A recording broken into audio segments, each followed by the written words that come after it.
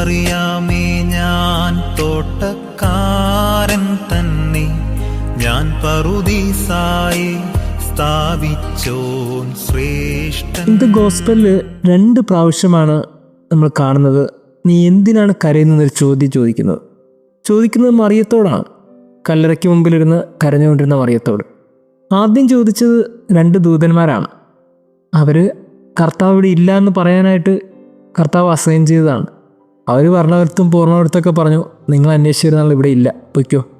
ഇങ്ങനെ പറഞ്ഞിരുന്ന സമയത്താണ് ഇടയിൽ മറിയം കയറി വന്നത്. മറിയം വന്നപ്പോൾ അവൾ നിന്ന് നിലവിളിച്ച് കരയുകയാണ്. അപ്പോൾ അവർ ചോദിച്ചു, നീ എന്തിനാ കരയണേ? അപ്പോൾ അവൾ പറഞ്ഞു, എൻ്റെ കർത്താവിനെ എടുത്തുകൊണ്ട് പോയി. കുറച്ച് കഴിഞ്ഞപ്പോൾ ആൾ മാറി. വേറൊരാളാണ് അവിടെ ചോദിച്ചത്. അത് കർത്താവാണ്. കർത്താവ് അവിടെ ചോദിച്ചു, നീ എന്തിനാ കരയണേ? നീ ആരെ അന്വേഷിക്കണേ? അപ്പോൾ അവൾ പെട്ടെന്ന് കരുതുന്നത് ഇത് തോട്ടക്കാരനെന്നാണ്. അവൾ തോട്ടക്കാരാണെന്ന് വിചാരിച്ചുകൊണ്ട് അവൾ പറഞ്ഞു, എൻ്റെ കർത്താവിനെ നിങ്ങളാണ് എടുത്തുകൊണ്ട് പോയത്, എങ്കിൽ എവിടെ വെച്ചേക്കണമെന്ന് പറ, ഞാൻ പോയി എടുത്തോളാം. കർത്താവുടെ മുമ്പിൽ നിൽക്കുകയാണ്. പക്ഷേ അവൾ അപ്പോഴും കരഞ്ഞുകൊണ്ടേയിരുന്നു. ഈ കരഞ്ഞ് നിന്ന സമയത്ത് അവൾക്ക് അവളുടെ മുമ്പിലെ കർത്താവിനെ കാണാൻ പറ്റിയില്ല. ഉള്ളിലൊത്തിരി സ്നേഹമുണ്ട്, ഉള്ളിലൊത്തിരി ആത്മാർത്ഥതയുണ്ട്. അവനില്ലാതെ പറ്റില്ല എന്ന് അവനെ കാണണമെന്ന വലിയ ആഗ്രഹമുണ്ട്. പക്ഷേ ആ മുമ്പിലിരുന്ന കർത്താവിനെ കാണാനോ അവൻ്റെ സ്വരം കേൾക്കാനോ അവൾ കഴിഞ്ഞില്ല. ഇങ്ങനെ അവൻ്റെ സ്വരം കേട്ടിട്ടും അവനോട് സംസാരിച്ചിട്ടും അത് കർത്താവാണെന്ന് പോലും അവൾക്ക് മനസ്സിലായില്ല. കാരണം അവൾ കരഞ്ഞുകൊണ്ടിരിക്കുകയായിരുന്നു.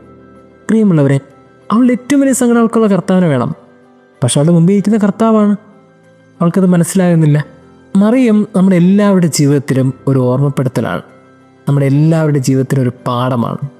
നമ്മളിങ്ങനെ നമ്മുടെ വേദനകളെ ഓർത്ത് കരഞ്ഞ് നിൽക്കുമ്പോൾ അതിൻ്റെ ഉത്തരം കർത്താവ് നമ്മുടെ കൺമുമ്പിൽ കൊണ്ട് വച്ച് തരും. പക്ഷേ ആ മുമ്പിരിക്കുന്ന ഉത്തരത്തെ നമ്മളെന്താ കാണാൻ പഠിക്കുന്നത്? കാര്യം നമ്മളപ്പോഴും കരഞ്ഞോണ്ട് നിൽക്കുകയാണ്. പ്രിയമുള്ളവരെ, ഈ ഗോസ്പലിൽ മറിയം നമുക്ക് വലിയൊരു പാഠമാണ്. ക്രിസ്തു നമുക്ക് വലിയൊരു സാധ്യതയാണ്. നമ്മളുടെ കണ്ണുനീരിന് മുമ്പിൽ ദൈവം ഉത്തരം തരും, നമ്മുടെ കൺമുമ്പിൽ കൊണ്ട് വച്ച് തരും. ആ ഉത്തരത്തോടായിരിക്കും ഒരുപക്ഷെ നമ്മളൊക്കെ സംസാരിച്ചു കൊണ്ടിരിക്കുന്നത്. അപ്പോഴും ആ കണ്ണുനീരിൻ്റെ ഉത്തരമാണല്ലോ എനിക്കിതൊന്ന് തിരിച്ചറിയാൻ കഴിയാത്ത വിധത്തിൽ കണ്ണുനീരാണ് നമ്മളെ ഏറ്റവും അധികം മൂടുന്നതെങ്കിൽ പിന്നീട് അത് ആ ഉത്തരം കാണാൻ കഴിയാത്ത വിധത്തിലുള്ള അവസ്ഥയിലേക്ക് എത്തും. കരഞ്ഞതൊക്കെ ഇരിക്കട്ടെ, മതി. എന്തിനാ ഇത്രയും ജീവിതത്തിൻ്റെ സങ്കടങ്ങൾ വേദനിക്കുന്നത്? നമ്മൾ ഈ ഭാരപ്പെട്ട് കരഞ്ഞ് നിൽക്കുമ്പോൾ ആ മുമ്പിലുള്ള ദൈവത്തെ വിശ്വസിക്കാൻ കഴിയാത്ത വിധത്തിൽ നമ്മുടെ ഹൃദയം എന്തിനാ മന്ദീഭവിച്ചു പോകുന്നത്? കുറച്ചും കൂടി ദൈവത്തെ ട്രസ്റ്റ് ചെയ്യണം. നമ്മൾ കരയുന്നതിന് മുമ്പ് തന്നെ നമുക്ക് ഉത്തരം നൽകാൻ തയ്യാറായ ഒരു ദൈവം നിൽക്കുമ്പോൾ കരയുന്നതൊക്കെ ശരിയാണ്. ഇത്രത്തോളം കരയേണ്ട ആവശ്യമുണ്ടോ? വേണ്ട. കാരണം നമ്മളുടെ കണ്ണുനീരിൻ്റെ അപ്പുറത്തേക്ക് ഉത്തരമുണ്ടെന്ന് കാണണമെങ്കിൽ ആ കണ്ണുനീർ തുടയ്ക്കാനുള്ളൊരു മനസ്സ് കാണിക്കണം. ഇനി കുറച്ചും കൂടി കരയാതിരിക്കാനുള്ളൊരു പാഠം കൂടി ഇന്നത്തെ ഗോസ്പൽ നമുക്ക് നൽകുന്നുണ്ട്. ദൈവം നമ്മെ അനുഗ്രഹിക്കട്ടെ. ഓ മറിയാമേ ഞാൻ തോട്ടക്കാരൻ തന്നെ, ഞാൻ പറുദീസായി സ്ഥാപിച്ചോൻ ശ്രേഷ്ഠൻ. ഓ മറിയാമേ ഞാൻ ജീവികൾ തൻ ജീവൻ താൻ പുനരുജ്ജീവനമോടെഴുന്നേൽക്കും ഞാൻ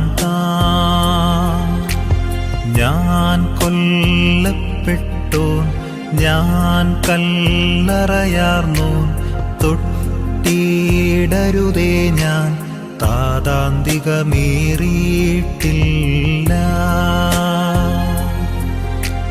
മഹിമയോട കബറിന്നെഴുന്നേറ്റെന്നേവം ശിഷ്യന്മാരോടായി നീ സുവിശേഷിക്ക.